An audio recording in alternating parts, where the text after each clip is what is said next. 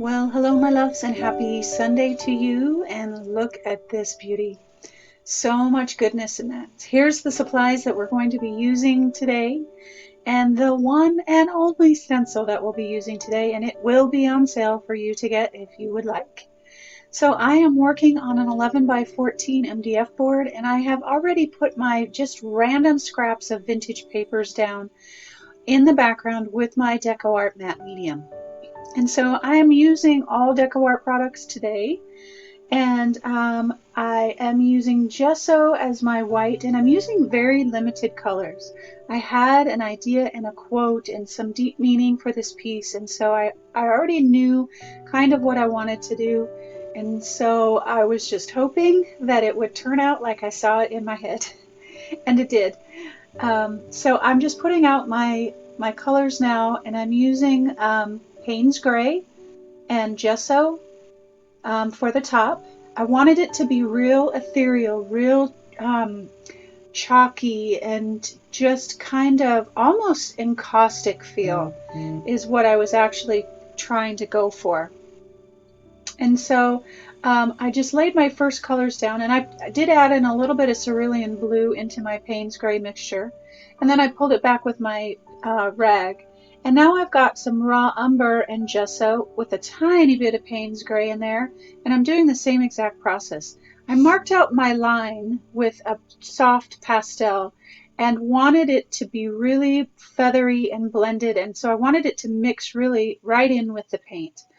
So that the line kind of blurred. I wanted it all to feel a little blurry. Um, so I've got my palette knife out now, and I'm just dipping into my gesso after I've kind of pulled everything back and just adding some highlight, some dimension, some depth to it, and then I'm going to come back now with some DecoArt Crackle paint, which is one of my favorite products from them.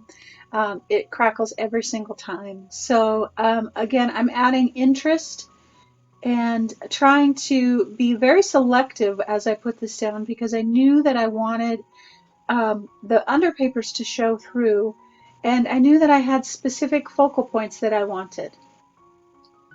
So I put my quote down, and my intention for all of this collage was to create earth. I wanted it to look like earth. So I'm using brown paper bag, I'm using some photocopies of old wood, and just some random bits to really give it that earth feeling, like under the ground, like that rock that you might see, different things like that. And I love how it turned out. I've got some paper here that has some kind of crackle on it, and so I used that as well, and it just was so lovely once I got all the colors down. So I'm just putting that all down with my DecoArt matte medium.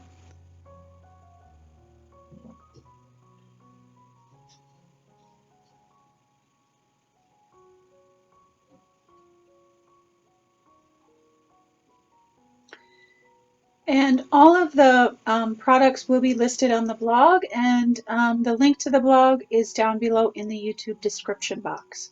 So now I want to go back over all that gesso, all that crackle, and really highlight it with a little bit of color. I still want it to stay really muted, and so I went back and forth between the Payne's Gray and the cerulean blue hue. And I was using my brush, and I really like how when my fingers are on my canvas or on my wood, how it really kind of smooths it out and gives it kind of that blurry effect. And so now I'm going back through the same process with my Payne's Gray and my raw umber, and really creating my earth. And my paint is watered down so that it seeps into that crackle paste, so that it seeps around the gesso that we put down, and so that I watered it down just a tiny bit. I'm adding some yellow oxide here now, again, for that earth and very natural feel. I get out some transparent red iron oxide, and those colors, all these colors together, are just amazing.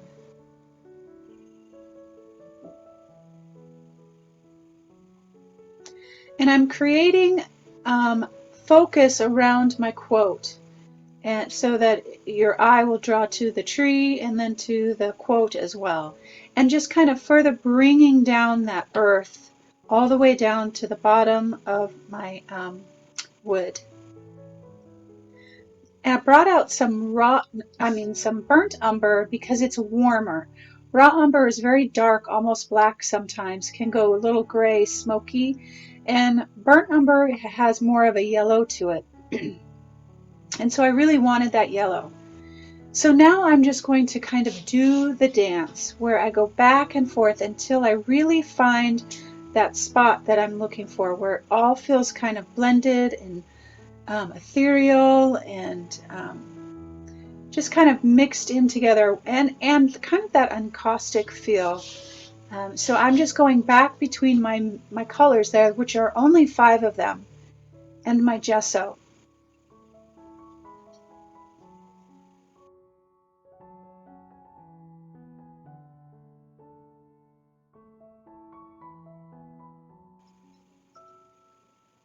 I'm bringing some of that burnt umber up into the sky too, to balance the piece out, so that it's not all so the colors will move the eye around the piece. So here's my tree stencil that I said would be on sale, and it is, and available for you. And I'm using my Payne's Gray fluid acrylic, so I'm being very gentle so that it doesn't seep out under the stencil. And I very light layers works really well, and just continue to do those light layers until you get the consistency you want through your stencil.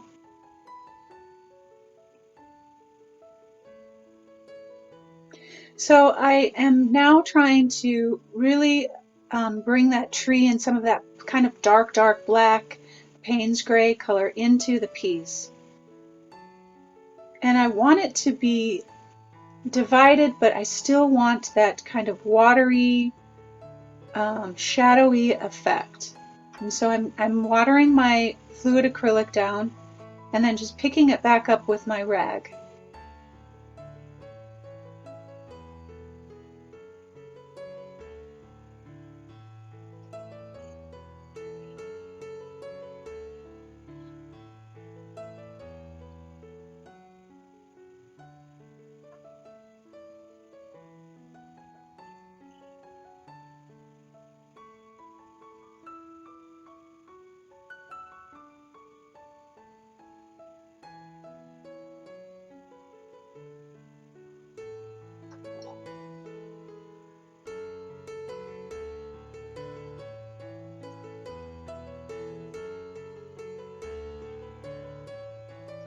So now I'm creating my roots, and I'm taking a fine line brush and I'm twirling the brush between my fingers. And I initially put down the roots, and after I looked at it for a while, I really didn't like them. I didn't like how they looked. They were too thick. So you'll see here in a second, I solved the problem.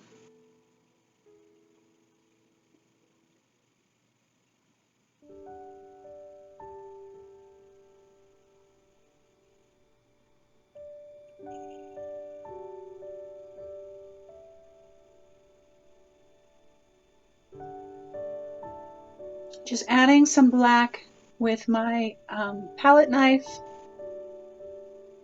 just again to bring the eye around and move it throughout the piece. And so I'm shading with my black soft pastel. Typically I use my charcoal pencil, but I really wanted this again to be really blended, soft edges, again like an encaustic piece. So it's very, very ethereal.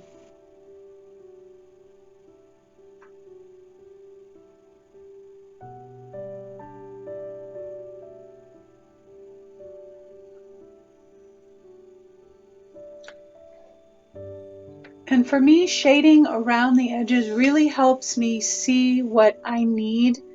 It blocks it in. A lot of times artists will use a frame or something like that to help them see it. I do it by using my soft pastel. So I'm now bringing some light back into the bottom.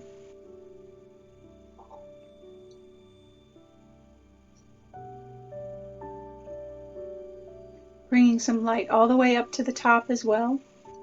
So I decided I did not like the area there. It was too dark. My roots were weird. And so I put down some more of that crackled paper and some of that wood there in that spot to kind of break up that harsh black line and those weird roots. And I knew that I needed to just do some drips for my roots, and it was perfect.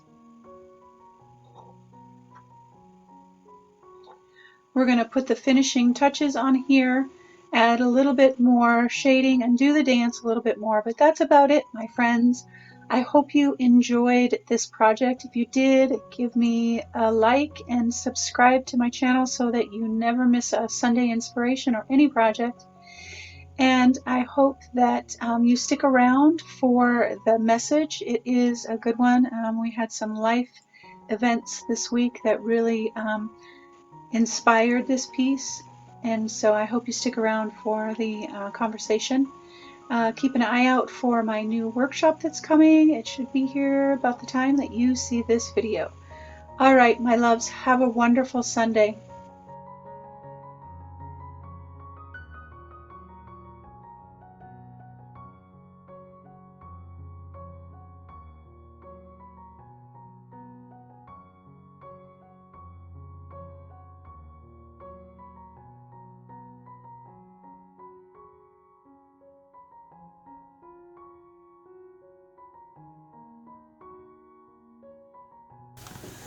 Well, hello loves, and happy Sunday to you. Look at this. I am just so pleased with how this turned out. I wanted it to be really ethereal, and it is exactly what I wanted. I had a few little areas that I had to kind of work my way through, and we went through that the video, but I am just 100% pleased with this. Oh, I just love it. The tree stencil will be marked down for this week.